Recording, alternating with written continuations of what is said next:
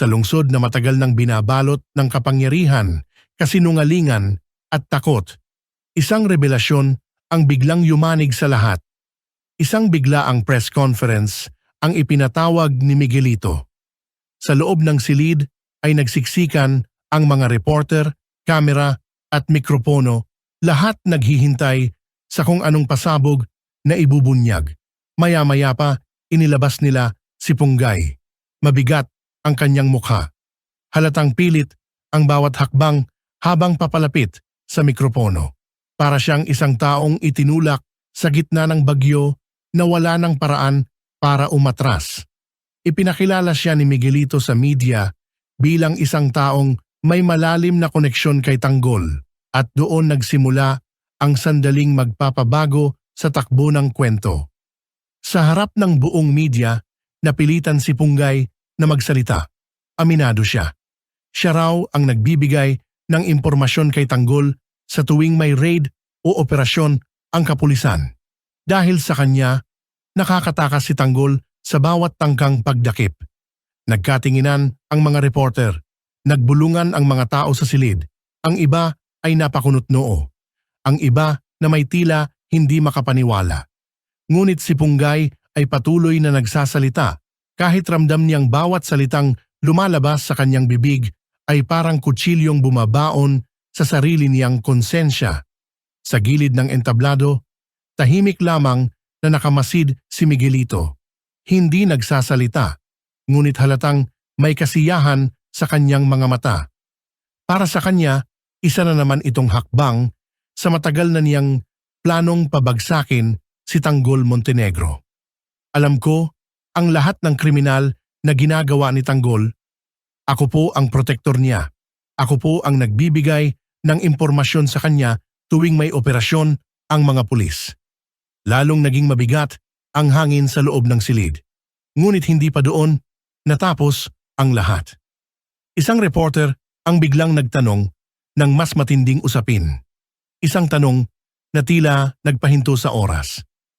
Totoo bang si Tanggol ang may kinalaman sa pagkamatay ni na Erica at Gustavo Guerrero? Biglang nanahimik ang buong silid. Lahat ng mata ay nakatutok kay Punggay. Hindi siya agad nakasagot. Alam niya ang katotohanan. Ngunit alam din niyang ang anumang sasabihin niya ay maaaring magpabago sa lahat. Mula sa gilid, mariing tumingin si Miguelito sa kanya.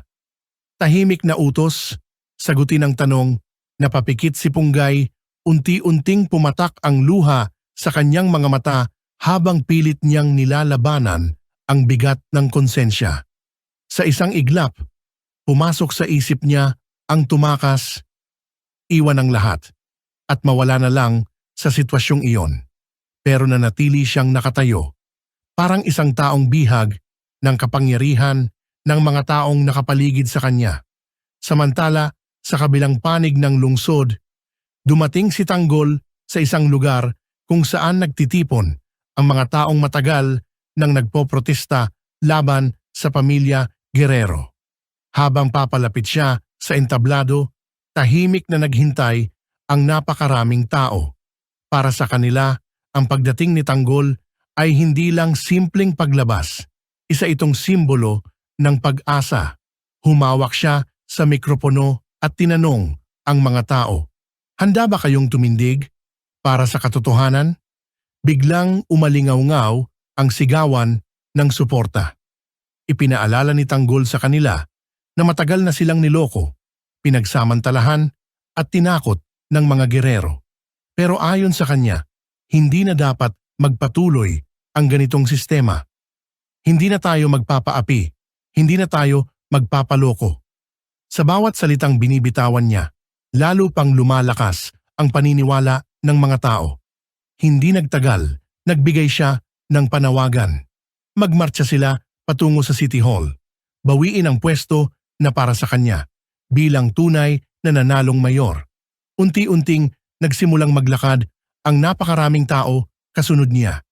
Sa bawat hakbang sa kalsada, sumisigaw sila ng pagbabago. Galit, pagod, ngunit may kasamang pag-asa. Sa kabilang banda, mabilis namang nakarating kay Mayor Roberto ang balita tungkol sa lumalaking protesta. Hindi niya inaasahan ang ganitong dami ng tao. Agad siyang nag-utos sa mga pulis. Siguraduhing walang makakapasok sa City Hall. Para sa kanila, ang gusaling iyon ay simbolo ng kanilang kapangyarihan. Ngunit bago pa man nila tuluyang mapigilan ang sitwasyon, dumating na si Tanggol. Kasama ang napakaraming nagpoprotesta. Huminto siya sa harap ng City Hall. Direkta niyang hinarap ang mga pulis. Hindi kami narito para manggulo. Narito kami para ipaglaban ang tama. Ngunit hindi nagtagal.